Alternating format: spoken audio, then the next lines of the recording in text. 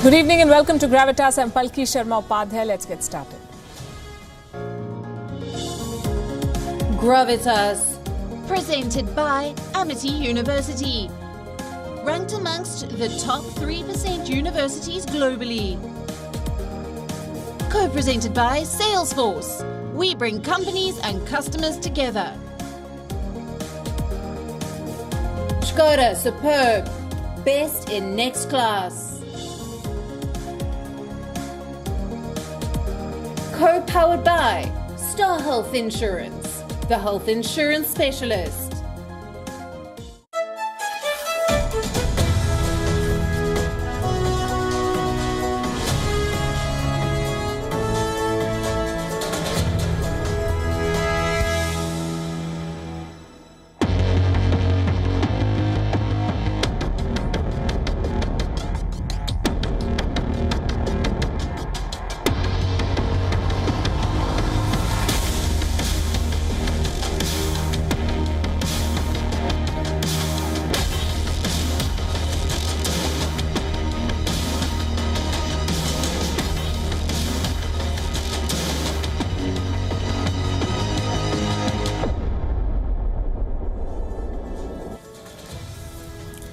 Technology is power and history is proof.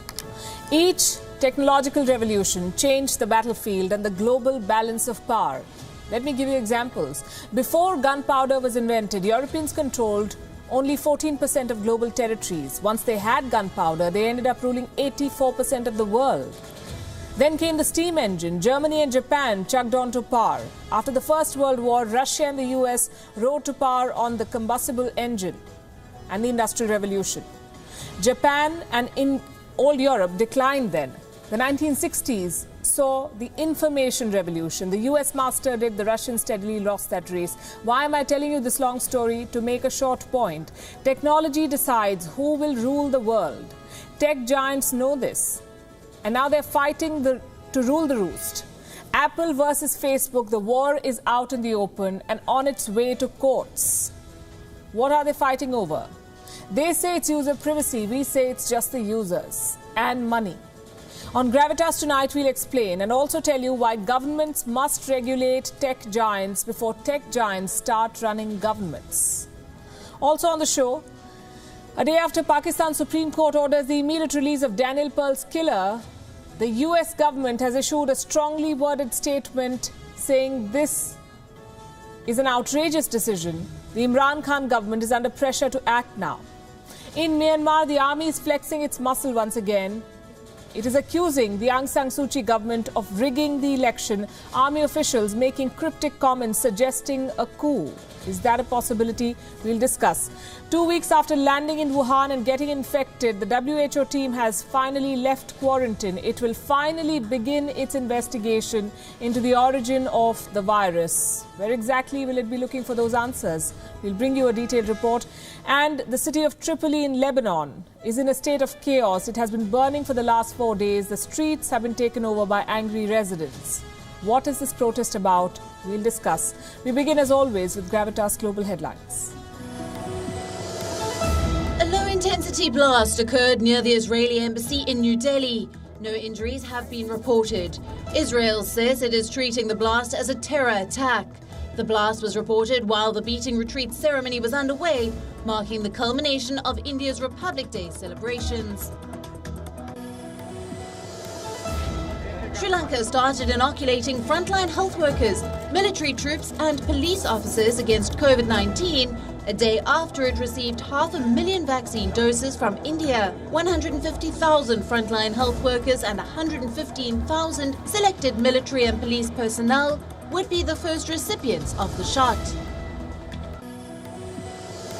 Taiwan's GDP growth has outpaced China's for the first time in 3 decades. Taiwan's gross domestic product expanded 2.98% in 2020, faster than China's 2.3% growth. Taiwan also ended 2020 with its best quarterly growth in a decade. Prime Minister Boris Johnson hailed a new visa scheme that offers qualifying Hong Kong citizens a route to British citizenship. The program has been launched in response to China's new security laws in Hong Kong. The scheme, announced last year, opens on Sunday, allowing those with British national overseas status to live, study and work in Britain for 5 years and eventually apply for citizenship.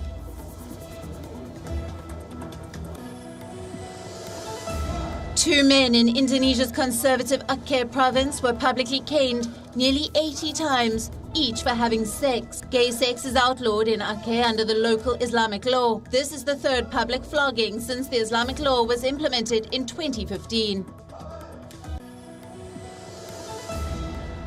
A new malaria mosquito is emerging in African cities. Researchers say the invading mosquito species is highly susceptible to local malaria strains, which could lead to malaria becoming an increasing problem for urban areas in Africa. A liquid nitrogen leak at a poultry plant in the US state of Georgia killed at least 6 people and led to the hospitalization of at least 10 others. 5 people died at the plant before they could be taken to a hospital, while 1 person died in the emergency room. At least 130 people were taken from the plant to gather at a nearby church to be medically evaluated. Scientists racing to save the northern white rhino from extinction have produced 2 more embryos, increasing the total number of viable embryos produced so far to 5. Tennis's biggest stars have completed their 14 days of quarantine in Adelaide ahead of the Australian Open. Novak Djokovic, Rafael Nadal, Serena Williams and Simona Halep were among the players who took a stroll in the park today before competing in an exhibition event featuring 4,000 fans in attendance. Djokovic had initially withdrawn citing blisters and was replaced by hitting partner Filip Krajinovic, but showed up belatedly to play a set against Italian Yannick Sinner. Pakistan have beaten South Africa by 7 wickets inside 4 days of the Test Series opener in Karachi. The visitors resumed on 187 for 4 in the second innings, but were bowled out for 245 as 34-year-old debutant spinner Norman Ali bagged his maiden 5-wicket haul. Pakistan lost their openers early in the chase of 88, but 30s from captain Babar Azam and Azhar Ali took them comfortably over the line.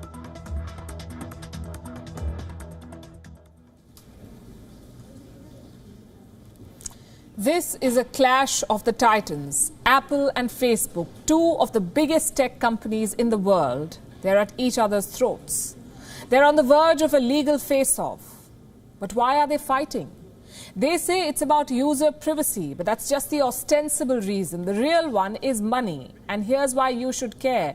The result of this great tech war will dictate the future, not just of these companies, but also of technology and how you use it, because we depend on their gadgets and their apps. Apple and Facebook are fighting each other to dictate how you, the user, will use their services. And this is not a new battle, we can tell you. It's been brewing beneath the surface for almost a decade now. So why are we talking about it tonight? Because things have come to a head. The matter escalated on Thursday. Apple announced key changes to its software. It will upgrade its devices like the iPhone and the iPad. These upgrades should arrive in spring. And this is what these upgrades will do. They will add new features that will tell you which app is gathering what data on you. In other words, the Apple upgrades will expose the apps that snoop on you. On its website, Apple has illustrated how these new features will work. Let me show you. If an app is tracking your contact information, your location, your financial details, your purchases, your borrowing history, what you search for, your browsing history rather, what you search for online, you will get to know about it. Apple will tell you which app is tracking you and how. It will break down the information for you somewhat like this. And that should be good news for you, for all the users. But it's not good news for Facebook, because now you'll know what Facebook is tracking on your phone. And now Facebook will need your permission before collecting your data. Of course, they don't like it. That's bad enough for Facebook. What's worse is that Apple is making an example of it. Apple is using Facebook in illustrations to show how the new features are going to look. That's how bitter this fight has become. Apple is featuring Facebook as an example to describe how its devices can stop data theft. You will get a prompt on your screen. It will tell you that Facebook, or any other app for that matter, wants to track your activity on other websites and apps. And you'll get two options after that. You can allow the tracking, you can also deny it. What does this mean? It means that Apple has declared a war on Facebook's data gathering, and you, by the way, are just incidental in this equation. And Apple is not doing a service to you. It is only helping itself. It is making a virtue out of a business plan. Apple CEO Tim Cook spoke about it. He did not mention Facebook, but he criticized the business practices that Facebook has pioneered over the years. Listen to this. If a business is built on misleading users, on data exploitation, on choices that are no choices at all, then it does not deserve our praise. It deserves reform. We should not look away from the bigger picture. At a moment of rampant disinformation and conspiracy theories juiced by algorithms, we can no longer turn a blind eye to a theory of technology that says all engagement is good engagement, the longer the better, and all with the goal of collecting as much data as possible. Let me say this again. Apple is not doing public service. Apple is fighting a corporate battle. And Facebook is fighting back. Whoever wins will dictate terms to us. Last month, Facebook ran attack ads in 3 American newspapers. Facebook plastered its criticism of Apple on front pages, and now it wants to drag Apple to court. Facebook is mulling a lawsuit. According to this report, Facebook has brought in outside legal counsel. The lawsuit could be about the App Store. Now, Facebook wants to sue Apple over what it calls anti-competitive actions. Facebook is accusing Apple of giving preferential treatment to Apple's apps. It says Apple is restricting outside developers like Facebook. But before the matter reaches court, Facebook is also fighting Apple on the internet. The social media giant has built a website, and it names Apple. There are testimonies from small business owners, and they're voicing their concerns over the changes Apple is about to make to its software. Mark Zuckerberg has entered the battlefield himself. He was recently on a conference call with Wall Street analysts, and he went after iMessage. That's Apple's own messaging app, iMessage. It is available only in the Apple ecosystem, only to those who have iPhones and iPads. They can connect on iMessage, not Android users. Zuckerberg believes iMessage poses a quote-unquote existential threat to Facebook's social networking services. He accused Apple of treating its apps more favorably in the App Store. He said Apple, and I'm quoting again, has every incentive to interfere with Facebook and other apps, and he may have a point. Unfortunately, Mark Zuckerberg does not have the sympathies of users and lawmakers because of his own policies. So this is what it has come down to. Facebook and Apple are 2 of America's most valuable companies. One is a social network. The other makes consumer electronics. They're not direct competitors, but clearly they're now sworn enemies. And the animosity between Apple and Facebook goes way back. These companies do not really compete with each other. So why are they fighting? And why should you care about this fight? Our next report explains how users will be collateral damage in this tech war.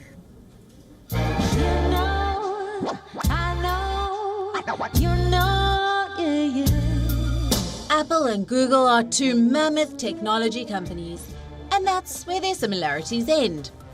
Almost all of Facebook's revenue comes from advertising, while Apple makes most of its money by selling gadgets. Both companies pose no direct threat to each other, but it seems they just cannot stand each other. The fight began as early as 2010. Steve Jobs, the founder of Apple, had a piece of advice for Mark Zuckerberg, the CEO of Facebook. Jobs was answering a question on user privacy. He said, "Privacy means people know what they're signing up for," in plain English and repeatedly. While he did not name Facebook, Mark Zuckerberg was sitting in the audience when Steve Jobs uttered those words. 4 years after that event, Zuckerberg was the subject of a cover story in the Time magazine. The Facebook founder chose this opportunity to respond to Apple. He called Apple's take on privacy a ridiculous concept. What, you think because you're paying Apple that you're somehow in alignment with them? If you were in alignment with them, then they'd make their products a lot cheaper. So what's this fight about? Privacy, you would think. Scratch the surface and you'll see there's a lot more to it. Apple and Facebook are fighting over you, the user. They're competing for your attention and your loyalty. It seems Facebook is paranoid about the influence that Apple wields over its users. In 2019, Apple blocked Facebook from running its internal iOS apps. This was a nightmare for 35,000 Facebook employees. They couldn't even perform the most basic tasks at work. Their calendars didn't work. They couldn't check the company's shuttle service schedule. The reason behind the crackdown was this. Facebook had launched a research app that allegedly allowed it to snoop on the online activity of users. This was in exchange for $20. Apple refused to allow Facebook to run this app on its platform. Ultimately, the app was taken down. The message was clear. Facebook will not get a free pass from Apple. Its CEO, Tim Cook, has often used his public appearances to send an indirect message to Facebook. Our own information, from the everyday to the deeply personal, is being weaponized against us with military efficiency. Perhaps this made Mark Zuckerberg realize where the true power in the tech industry lies. Facebook makes the apps that run the world's biggest social network, but Apple controls the distribution of the apps. While Android dominates the mobile computing market, Apple's iOS is second, and Apple products are often seen in the hands of the wealthy and the influential. It has a loyal customer base that remains in the Apple ecosystem. The clash between Apple and Facebook is cultural and personal. But zoom out of the specifics, and you'll find two companies that now increasingly look like monopolies, fighting each other to influence the future of the tech industry and dictate the rules that users must follow to keep using their innovations. Bureau Report, WION World is One. Kindness is the best sales pitch.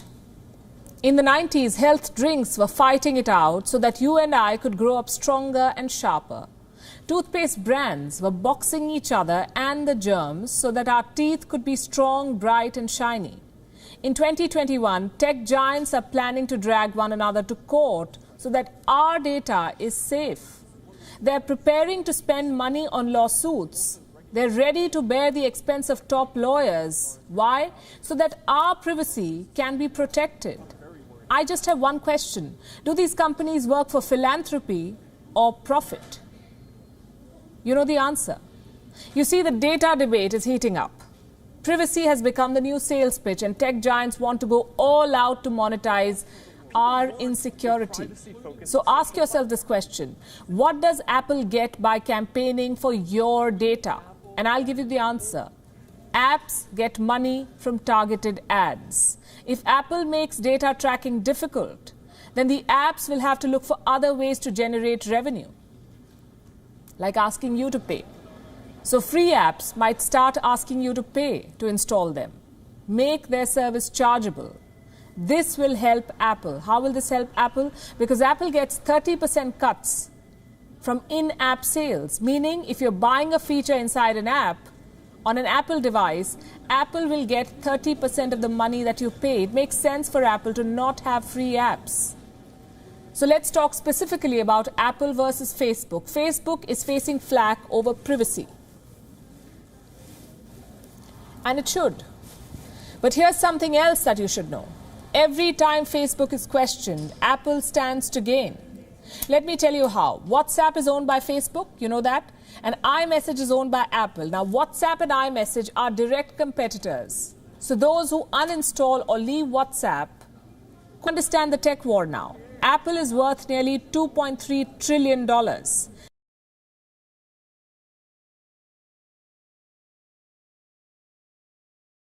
Facebook is over $754 billion. Both want to grow further, become bigger companies, and both are competing on the same turf. Both have the same target group, you and I. Apple CEO Tim Cook recently said, and I'm quoting, "Too many are still asking the question, how much can we get away with?" A couple of days ago, Facebook CEO Mark Zuckerberg said, quote unquote, "We have a lot of competitors who make claims about privacy that are often misleading." Zuckerberg used the opening remarks of Facebook's quarterly earnings to hit out at Apple and to add that Facebook is increasingly viewing Apple as one of its biggest competitors.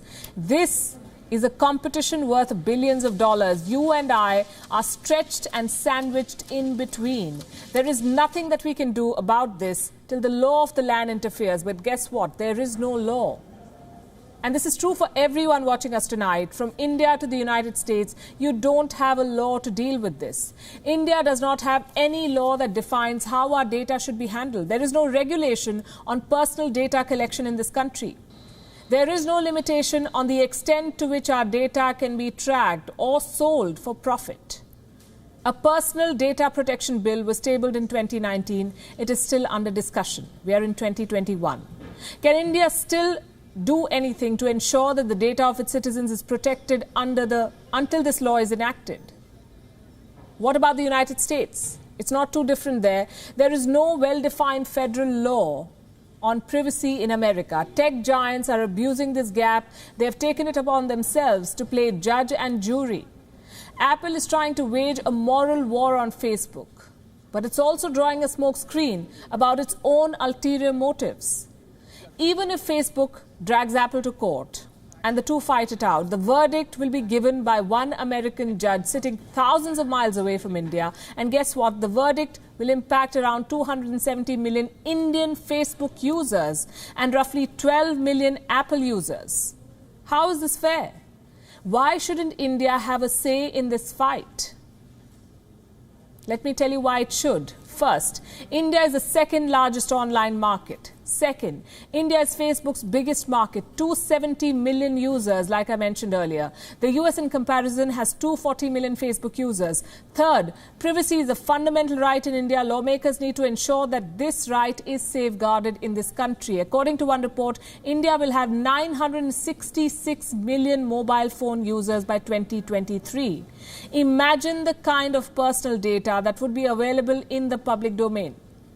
It needs to be protected. And reason number 4, India cannot build a data-driven economy without protecting user data. So I've said this before, I will say it again, there can be no digital India without a safe digital space. It's been a while since we discussed Myanmar. What's happening in the land of the pagodas? Things do not really look good there. Myanmar could be on the verge of a coup. The country's powerful military generals are threatening to take action against what they call a fraudulent election. On target is Aung San Suu Kyi's party, the National League for Democracy. It won 83% of the seats in the November election, an election that the army says was rigged. Why is the Myanmar army getting involved now? And how real is the threat of a coup? Here's all you need to know.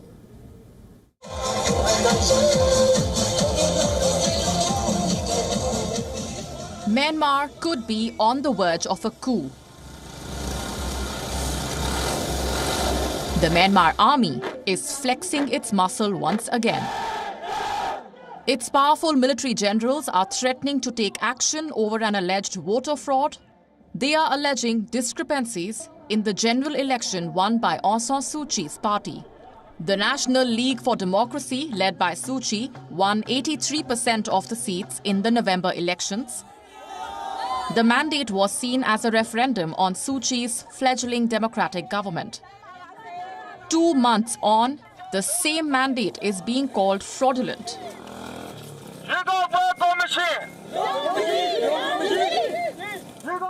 The Myanmar army alleges foul play, such as duplicated names on voting lists in scores of districts. The allegations come with cryptic remarks about taking power. We are not saying that the Myanmar army will take power, but we are also not saying that it will not. The comments have caught the public's attention.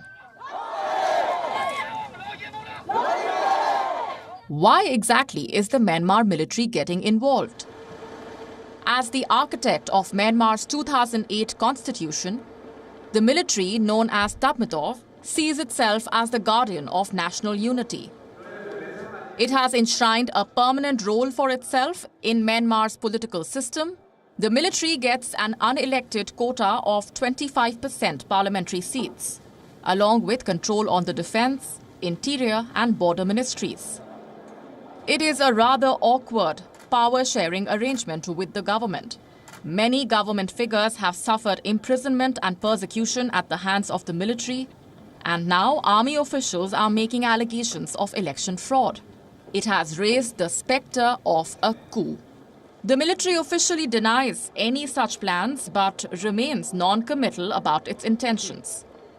The army will defend the constitution from organizations, domestic or international, from people who disrespect, don't follow and have ill will against our constitution, because the army is part of the state and the public. Any comment, Ms. Suu Kyi? Aung San Suu Kyi has refused to comment on the military's complaints.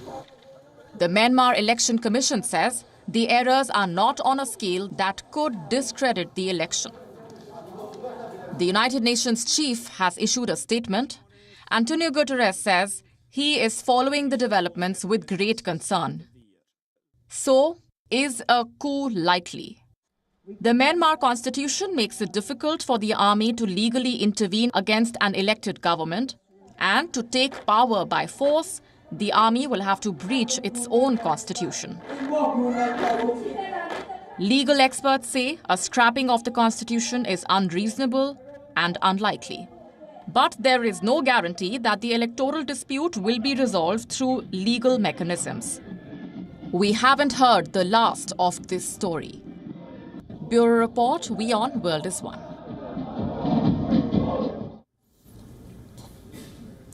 Ahmad Saeed Omar Sheikh, a terrorist and murder convict, is set to walk free in Pakistan. He spent the last 18 years behind bars. He was found guilty of masterminding the abduction of Daniel Pearl, an American journalist who was beheaded by Pakistani terrorists. Sheikh confessed to his crime. He was sent to jail.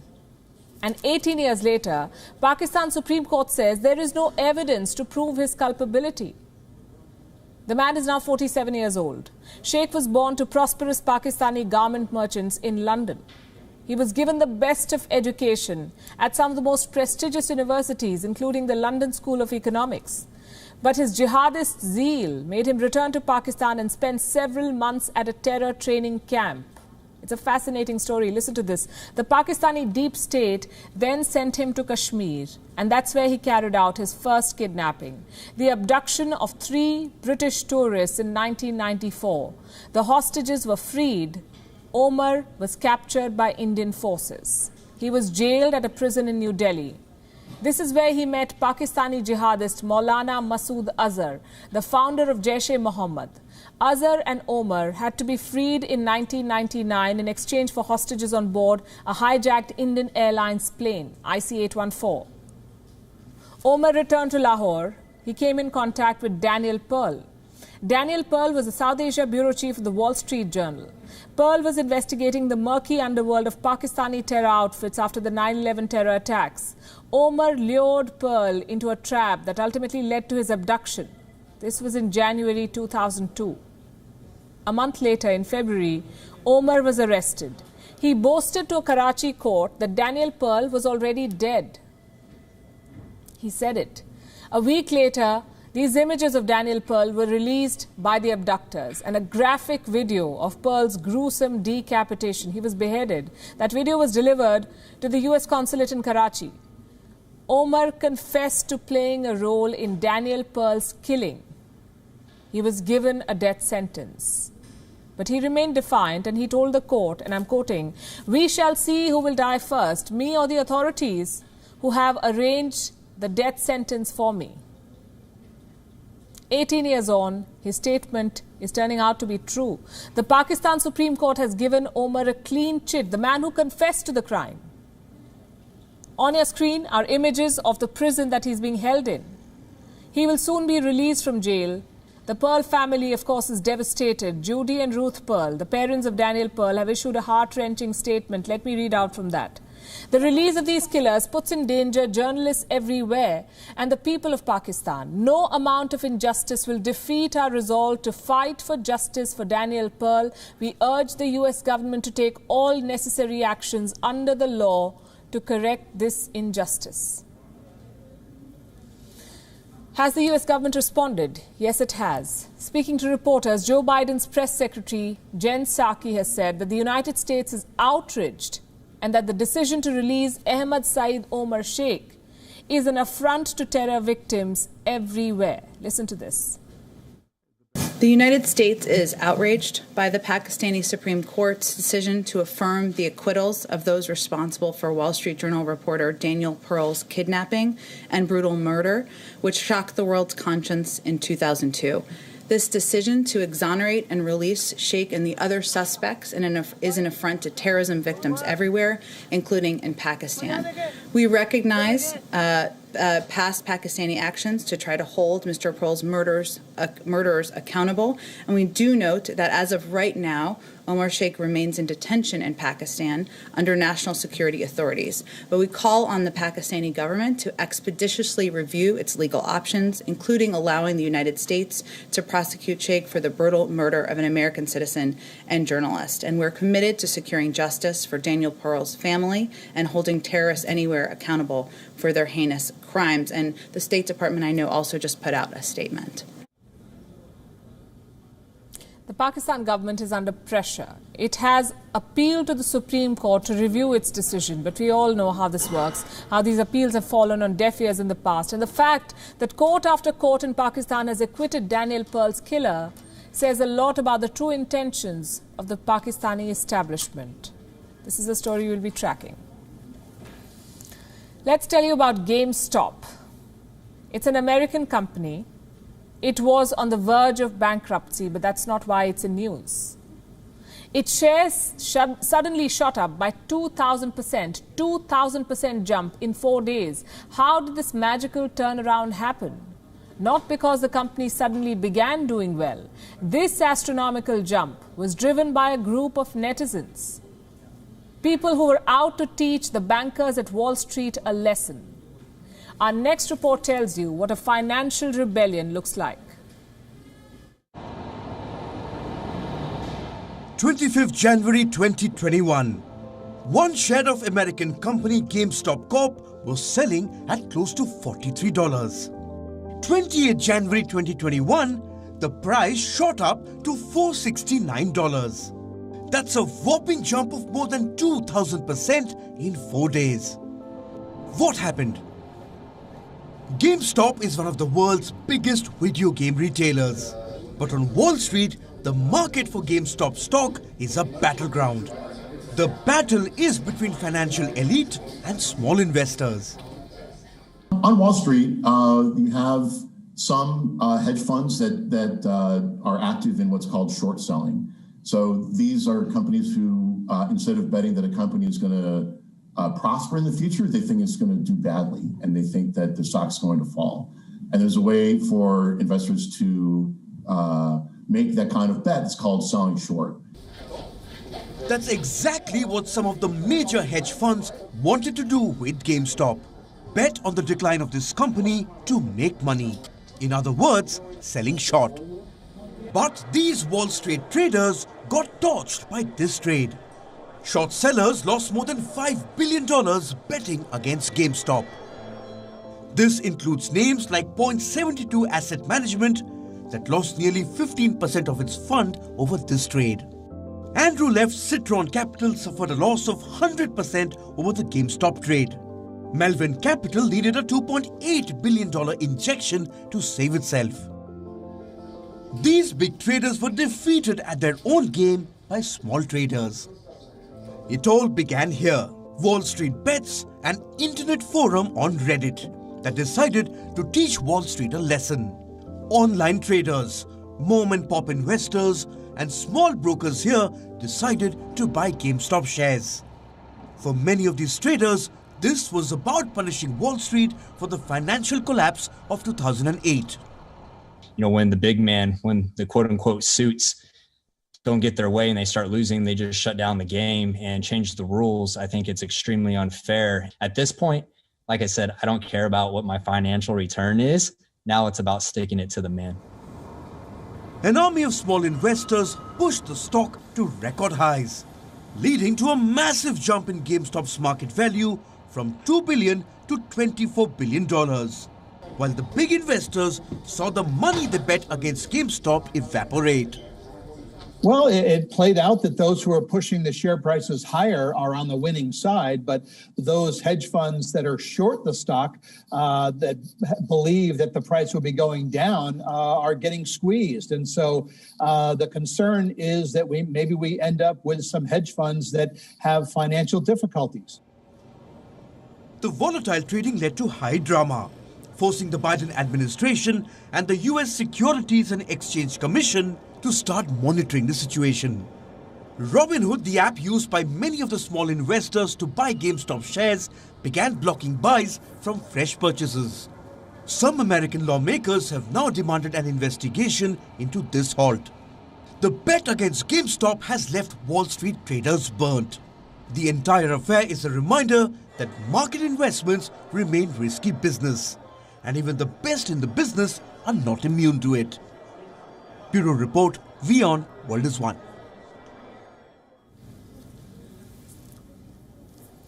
Let's look at what's happening in China. The WHO probe team that landed in China 2 weeks ago is finally out of quarantine. The team will now start its field visits. The WHO team has 13 members. Their job is to find the origin of the Wuhan virus. Where will they be looking for answers? We do not have a confirmed itinerary yet, but this is what we have from the WHO's Twitter handle. The team will visit hospitals, the infamous Wuhan Institute of Virology, the Huanan Seafood Market, Wuhan CDC Laboratory. The team is also expected to speak to early responders and some of the first patients of the Wuhan virus. What do you think they'll find? One of the team members told Reuters, and I'm quoting, "It is important to remember that the success of this mission and origin tracking is 100% dependent on the access to relevant sources." You know what? Sources can be whitewashed and sometimes even brainwashed.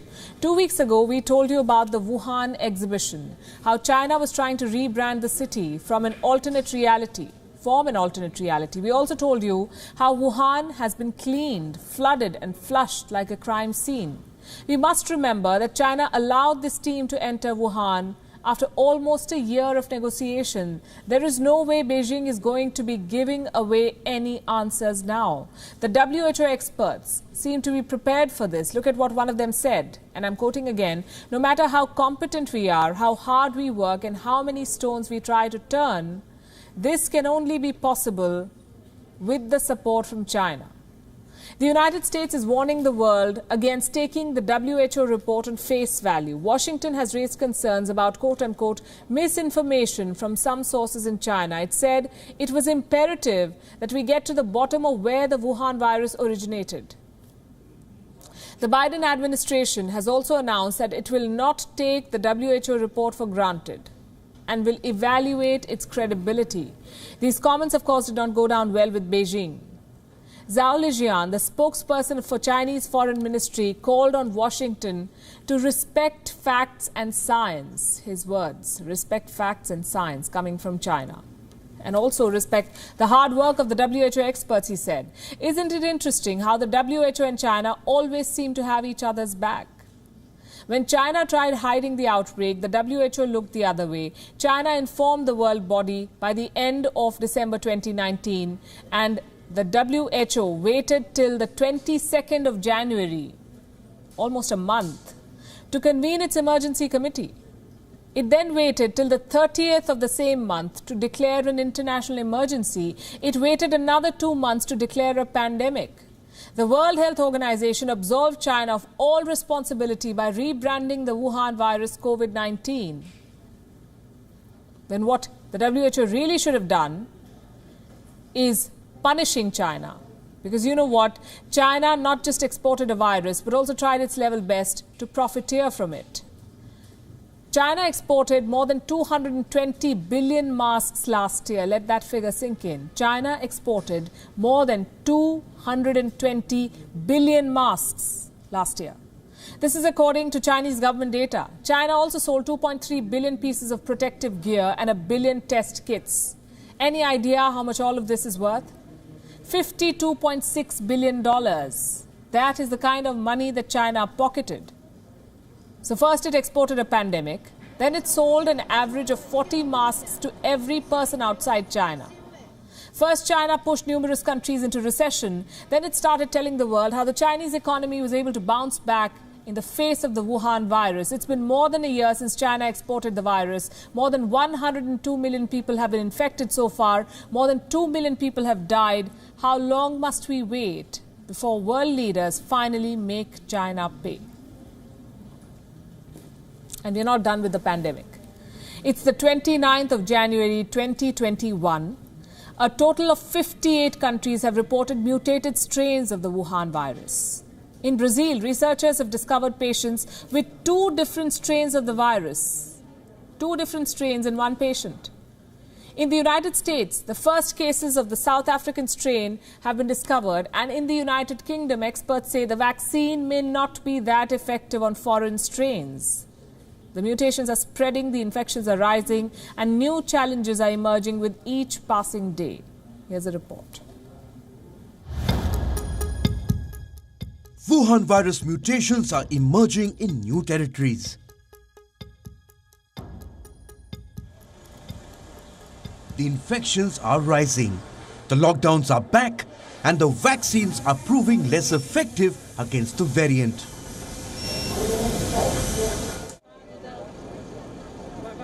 In Brazil, researchers have discovered patients with 2 different strains of the Wuhan virus.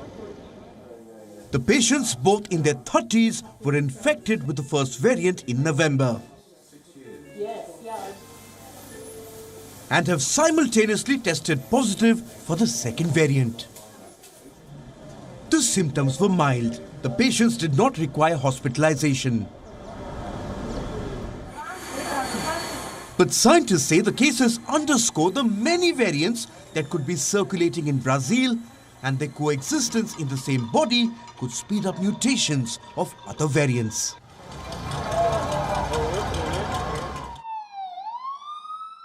In the United States, cases of the South Africa variant have been detected for the first time. They were reported in 2 adults from South Carolina, with no travel history and no connection to each other. The cases have put the focus on America's capacity to detect emerging strains. Health experts are worried. They're asking Americans to be more vigilant. The arrival of COVID-19, of any COVID-19 variant in South Carolina, including this one, is yet another reminder that the fight against this deadly virus is far from over. And we all must be more vigilant about taking the prevention steps that we know work. In the United Kingdom, Novavax has declared that its vaccine is 89% effective on the highly contagious variant detected in the country. But the South African strain is also spreading in the UK. Is the vaccine as effective on this strain? Not really.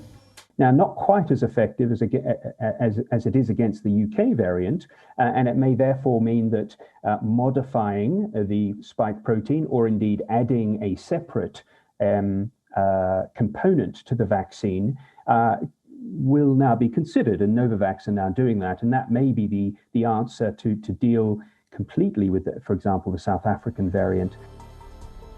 A total of 58 countries have reported new strains of the Wuhan virus. The mutations are of separate lineages, and they pose different challenges for different countries. Bureau Report, WION World is One. We turn our focus to Lebanon. While the rest of the world is under lockdown, in most parts, Lebanon is burning. More specifically, its northern city of Tripoli. Protests have erupted in Tripoli, one of Lebanon's poorest cities. The government imposed a 24-hour curfew to curb the virus surge. It's been 4 days now, and protesters do not seem to be backing down. They're outraged over the lockdown and failure of their government to improve their lot. They're suffering from the pandemic and the economic collapse, which has brought more than 50% of the people under the poverty line.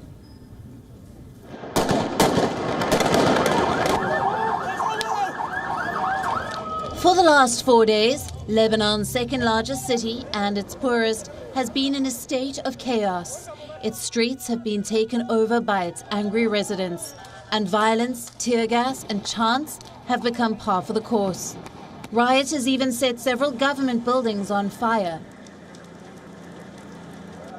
These unrelenting protests unfurl as the country grapples with not only a pandemic, but also the worst economic crisis in its history, with only a caretaker government in charge.